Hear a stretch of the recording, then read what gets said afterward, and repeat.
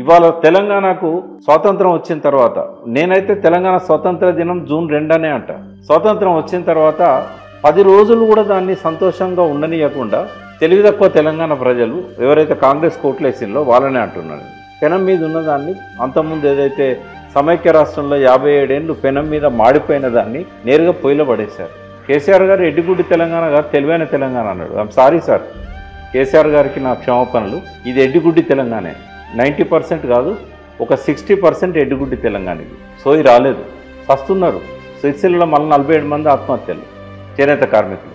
ఏ ఆత్మహత్యలు ఆపాలని చెప్పి నాలాంటి వాళ్ళం ఆనాడు కోర్టును వదిలిపెట్టి న్యాయవాద వృత్తిని వదిలిపెట్టి మేము వచ్చినామో, ఏ ఆత్మహత్యలు ఆపడానికి తెలంగాణ కావాలని చెప్పి 1200 మంది బలవన్ మరణాలకు పాల్పడ్డారో ఆ తెలంగాణను పెనం మీదకి వెళ్ళి పొయ్యిలో పడేసుకున్నది ఈ ఎడ్డిగుడ్డి తెలంగాణ ప్రజలే.